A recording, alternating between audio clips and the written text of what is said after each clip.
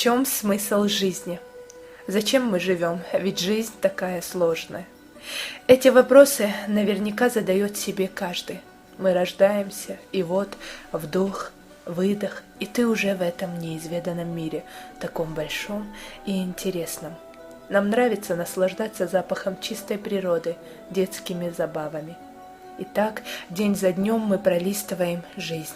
Сегодня я расскажу вам о судьбе незаурядного, талантливого, очень доброго и чистого человека. Речь пойдет о писателе Саиде Идрисовиче Чахкиеве, чье имя навечно вписано в историю ингушского народа золотыми буквами.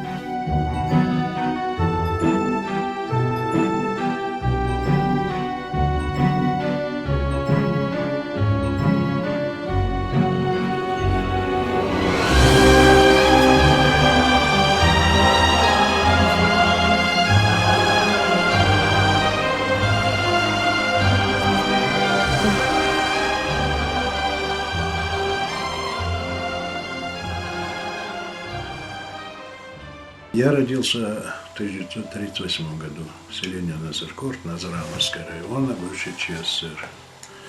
В 1944 году наш народ был сослан на чужбину. Не только наш народ, но и многие народы Советского Союза. Мне тогда, я был мальчишка, ничего не понимал, но уже был объявлен врагом народа. С этим ярлыком я начал жить. И с этим ярлыком пошел первый класс школы в Казахстане. С клеймом переселенца начались первые шаги жизни нашего героя. Постоянное недоедание, недосыпание, холод и болезни. Вот когда я ходил в школу, с чего я начал, я часто болел малярией и по несколько дней пропускал иногда занятия. Когда я проходил, у нас была Дина Тихоновна, учительница Кравцова русская. Удивительно добрый, хороший человек, очень любила детей. Она говорила: «Саид, опять болел?» А я улыбался, смотрел на нее, довольный, думал, вот стоит мне появиться в школе, а мне уже 5 поставили. Я думал, опять это значит 5. Думаю, какая хорошая ученица, как она меня любит. И когда я приходил домой, я рассказывал, я 5 получил. Именно благодаря первому гиду в путешествиях по жизни учительницы Саид Чахкиев поверил в то, что все еще будет, что жизнь не такая суровая, какой хочет показать себя. Удивительная учительница. Она читала нам произведения Фенемора Купера, Джона Рида, Джека Лондона, многих наших авторов, советских, русских писателей, классиков.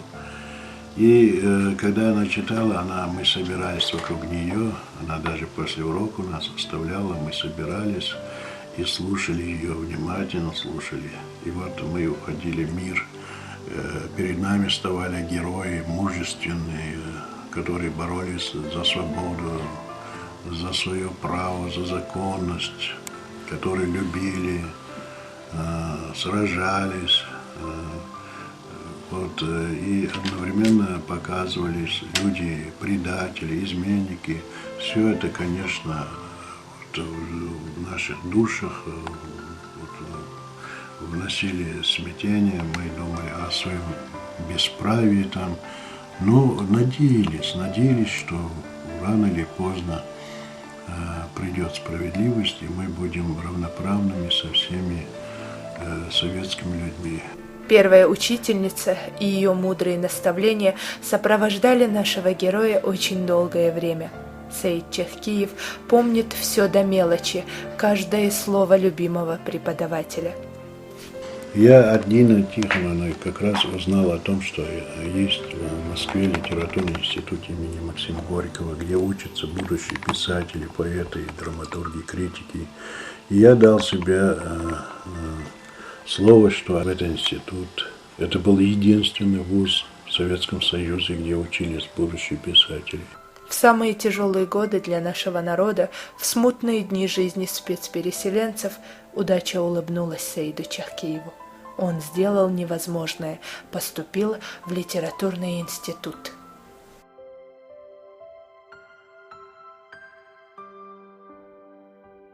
Будучи студентом, я задумал написать роман «Золотые столбы». Но тогда я не знал, что из этого получится. Роман, повесть, там, эпопея, не знал.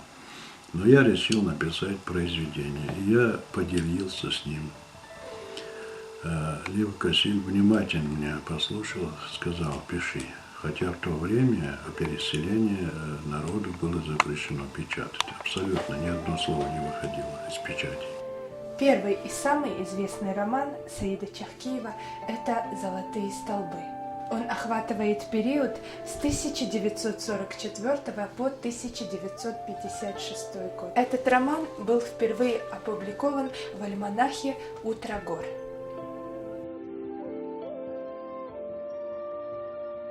— 25 лет моя книга лежала, не издавалась ни на ингушском языке.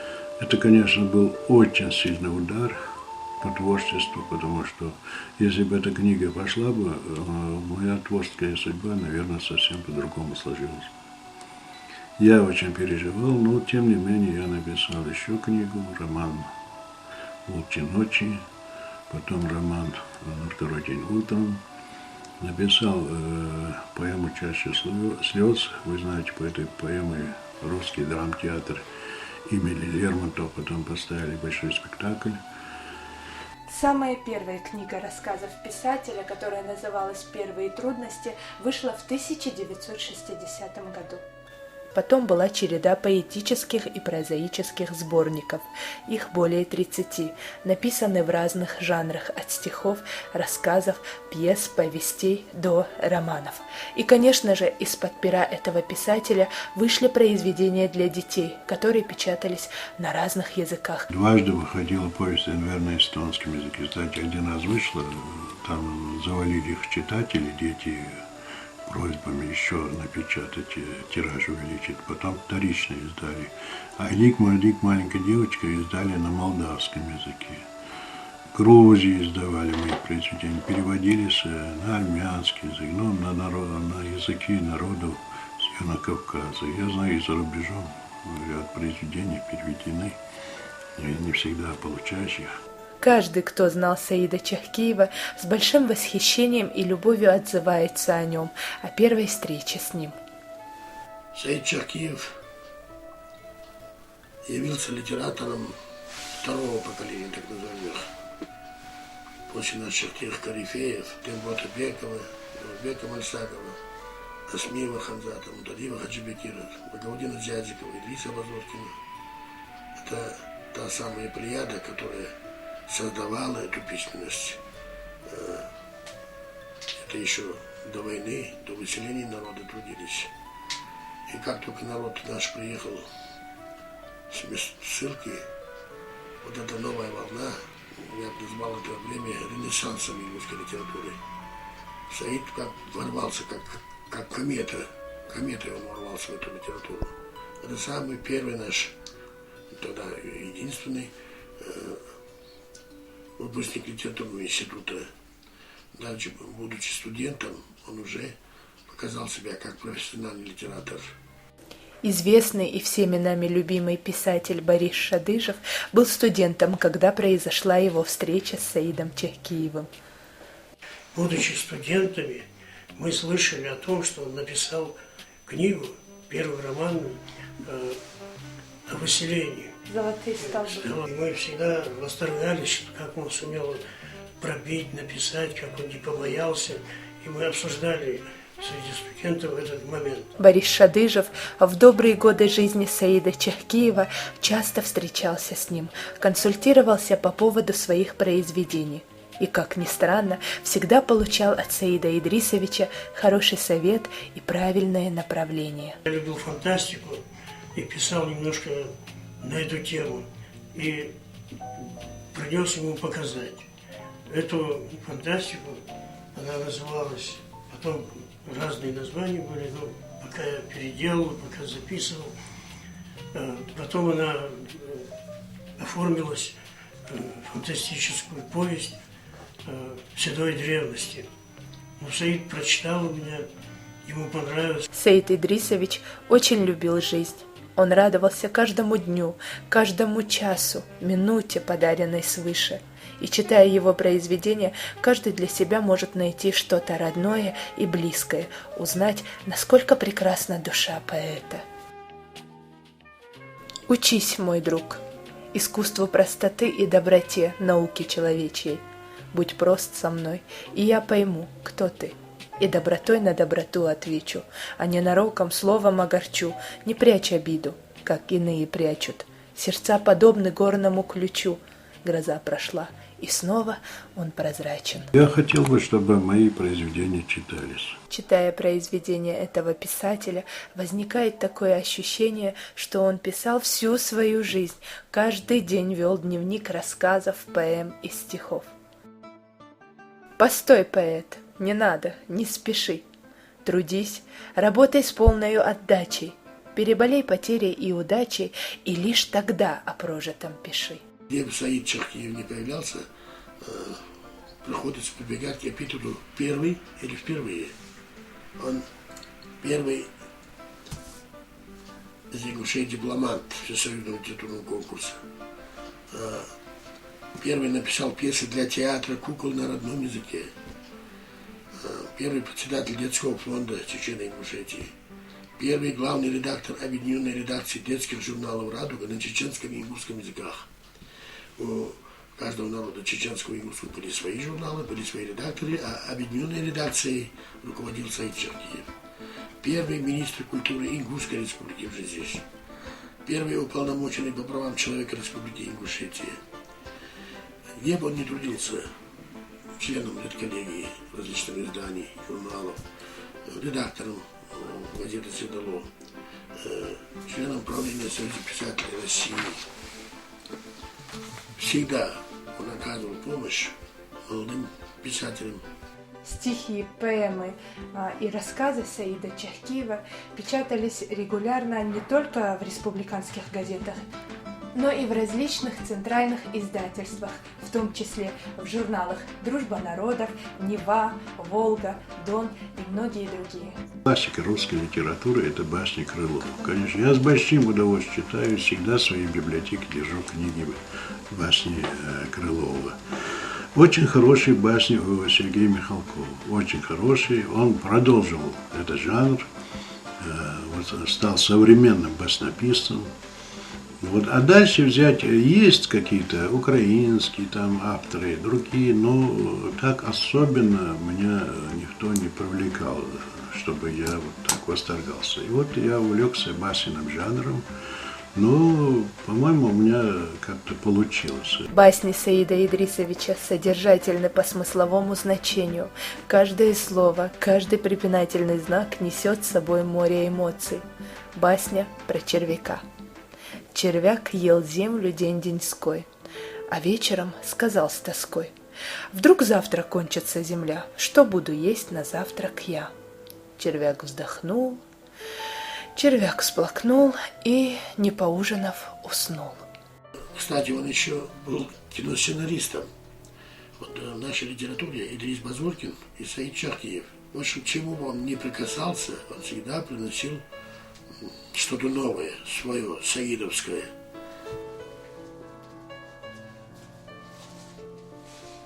Большое место в творчестве Саида Чахкиева занимает переводческая деятельность. Им переведены на ингушский язык многие стихи Михаила Лермонтова, Александра Пушкина, Расула Гамзатова, Сергея Михалкова, Кайсына Кулиева, Алима Кишокова, Мустая Карима, Танзили Зумакуловой и многих других поэтов России. Я перевел «Ревизор» Гоголя в моем переводе, дважды ставили этот спектакль успешно. Вот. Потом я перевел «Сирано де Бержерак» Эдмонда Ростана. Правда, очень мечтал поставить по этой пьесе спектакль Магомед Цицкиев, но, к сожалению, он рано ушел из жизни, его мечты не оправдались и не состоялись. Потом я написал «Террор», спектакль, драму, посвященную судьбе очень известного сына ингушского народа Идриса Зязикова. спектакль ставился в нашем театре, потом написал комедию «Асхаб Бендер». При соавторстве с Саидом Чехкиевым на телестудии Северной Осетии созданы телевизионные художественные фильмы «Костры на башнях» и «Горская новелла». Ты вовремя приехал, у нас завтра сбор. А школа у нас большая, новая, всего год как построили. И коллектив хороший, тебе понравится.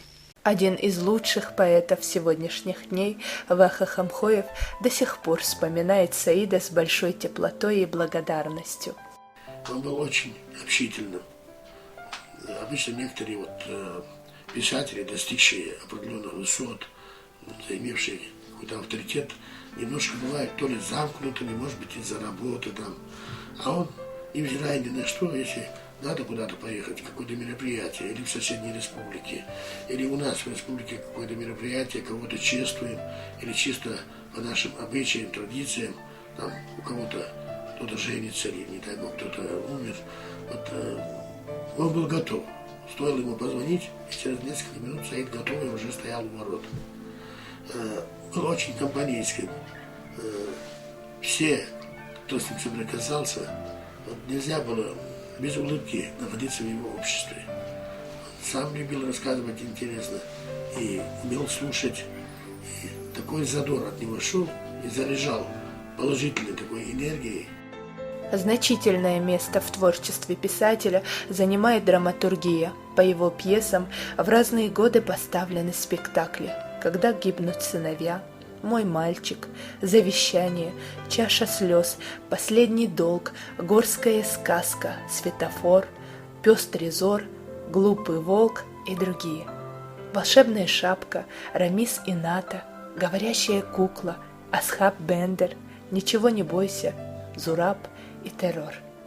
Спектакли с успехом шли в театрах Чеченской Республики, Чувашии, Украины, Казахстана, Дагестана, Осетии, в городах России, среди которых Тула, Чебоксары, Смоленск и многие другие. У меня имеется в моей личной библиотеке некоторые книги Саида Идрисовича. Вот я вижу. Вот, например, это последняя книга. Суть, Вот. да? Последний сборник Саида Чехкиева под названием «Суть» вобрал в себя настроение поэта, сопровождавшее его в последние годы, стихи посвящения, поэмы и басни. Мне очень понравилось стихотворение Саида Ахмед Хачубарова, потому что я и сам написал пьесу об Ахмеде Хачубарове, и вот здесь стихотворение имеется его еще на ингушском языке. Я эту свою пьесу вставил вначале как эпиграф. Но вот тут у него много замечательного. И вот эта книга «Суть», Саид, «Суть» — это все как раз отображает его внутренний мир, внутренние побуждения.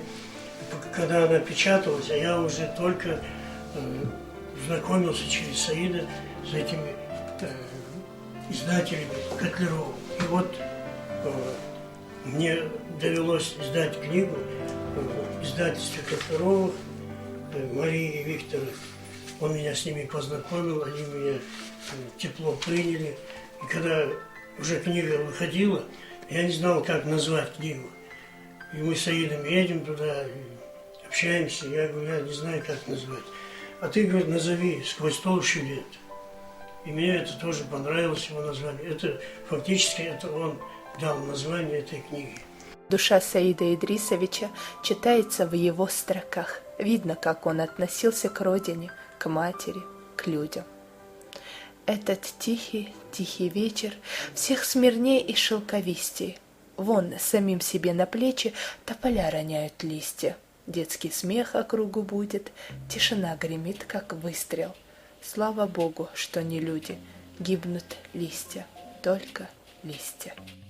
Всей душой Саид Идрисович болел за свой народ, за его прошлое и будущее, и всячески радовался всем позитивным изменениям, происходившим в нашей республике.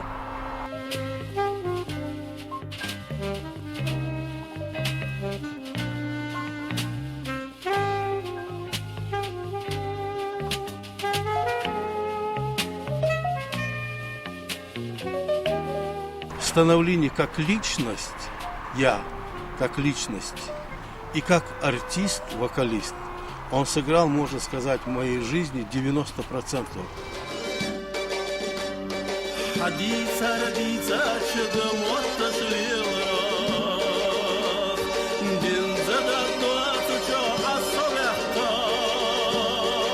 Рифма тихо переплывала в музыку, и из этого, конечно же, получались замечательные песни. В текстах Саида Чахкиева всегда звучал глубокий текст, но понятный. Не надо было объяснять зрителю, что это вот это слово, вот это вот означает, или вот это что-то, вот это говорит. Даже в песенном тексте глубокий смысл, доходчивый был его в стихах, его в текстах песенник. Как песенник он был прекрасным и добрым песенником. Произведение Саида Чахкиева отличается богатством мысли и яркостью образов. Земля моих предков родная, с тобой мои думы ясны. Живи веколетий, не зная, в лучах незакатной весны. Мой край, ты как лучик рассвета, и в сердце весенняя трель. Огромная наша планета, твой дом и твоя колыбель. Весенний цвет одетая, поэтами воспетая, святая ингушетия моя. Веселыми рассветами и зорями согретая, свободная и гордая земля. Только этот поэт, кажется, умеет так красиво говорить о любви к жизни и к ближнему.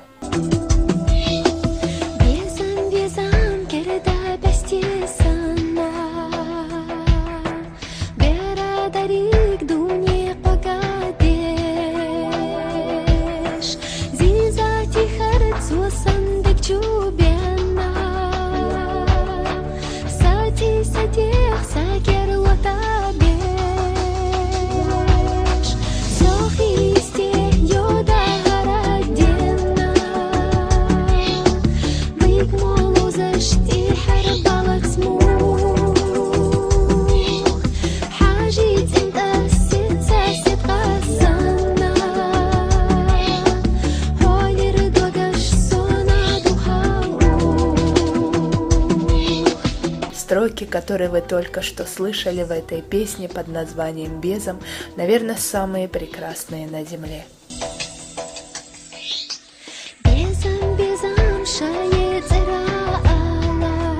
Почти весь репертуар известной нашей певицы Айны был сложен из стихов Саида Чахкиева. Я неожиданно вышел на нее, когда я увидел, когда она запела, я просто удивился, думаю, как хорошо, что у нас есть такая девчонка.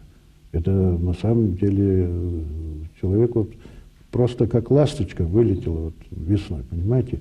У нее все есть, и голос есть, и крылья есть, ее надо поддержать просто.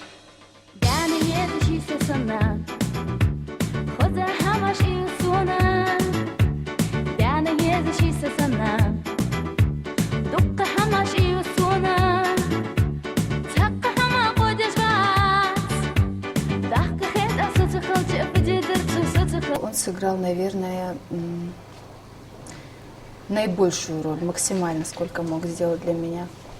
Как поэт и как наставник, и как патриот, и как человек, который может всегда где-то подкорректировать, где-то подсказать, как будет правильнее преподнести какую-то мысль, чтобы народ это максимально положительно воспринял.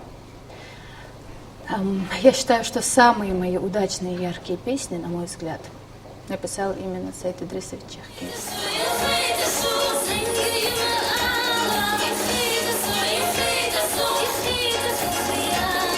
Надо относиться к песне вот так же серьезно, как мы относимся. Вот мы говорим, вот человек оружие, вот очень неосторожно туда-сюда. Да в песне тоже надо так же осторожно обращаться. Нельзя вот что захотел поет, что не захотел не поет. Вот так относиться, требовательно надо поднимать. Постоянно читаю его стихи, читала, хотела петь песни на его стихи. На сегодняшний день у меня только одна песня на его стихи, к сожалению, «Гаргуржах», стихотворение на музыку Евлоевой Раи о выселении. Смысл этого стихотворения, поэтому что садык чуть-чуть ждешаш. Сабр, сабр, дихс хамаш, сабрк эзик тхат хамады, уқыз иёх тхадигяш, уқыз ариш дуқ яды. Уалю гаргурыш да юлхучхан, аюах кахчар гаргурыш да долхвай, уал штма андыцмвей адахта Сибирях дяца. На стихи Саида Идрисовича Чехкиева пели песни не только наши известные певцы, но и артисты из соседних республик.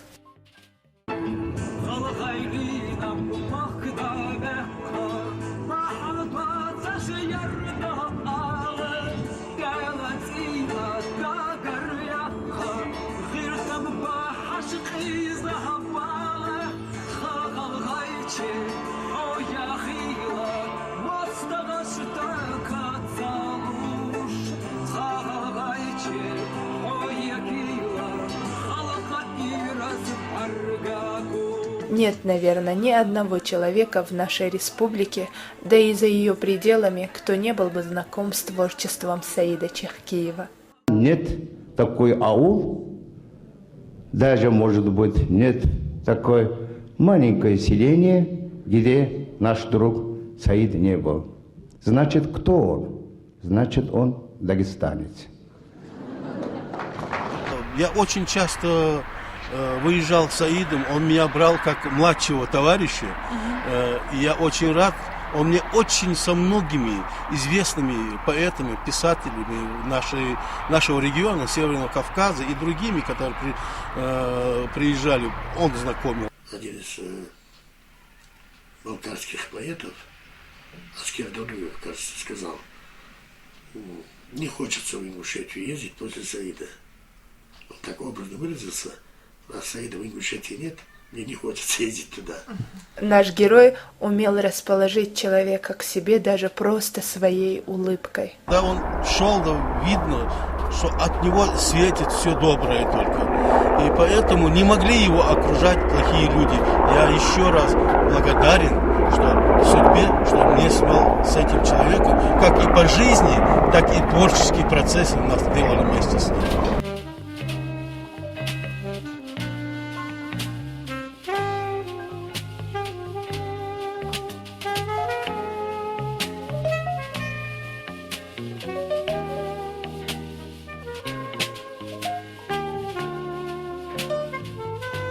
Я его возил в Карабулак, надо было к такому-то врачу, и все, вместе поехали.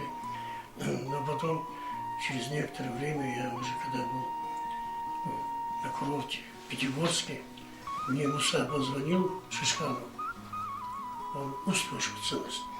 И он сказал, Саид скончался. Мне было это очень горько и обидно. Как это? Он как раз Иши Сагокарный, он нам очень сейчас нужен был. Сегодня физически его с нами нет, но имя его, конечно, у него остались еще произведения, воспоминания о нем, они никогда не сотрутся у друзей, у почитателей его таланта. Жаль, что ушел преждевременно. На этой улице, вот в этом доме, прошли последние годы жизни нашего писателя. И по красоте этого пейзажа можно судить о том, что дух его творчества все еще живет здесь. Жива память о прекрасном человеке, который очень любил жизнь. Будь ты хоть владыкой мира, но в любые времена нет бессмертного кумира, лишь поэзия вечна. Все проходит безвозвратно, гаснут близких имена. Жизнь нельзя вернуть обратно, но поэзия вечна. Жаль, что Саида Идрисовича Чехкиева нет сегодня среди нас, но радует тот факт, что бессмертные его произведения, от которых веет теплом в любое время года, в любую погоду. Любое дело, великое дело, если это дело служит твоей семье, твоему народу, твоей республике.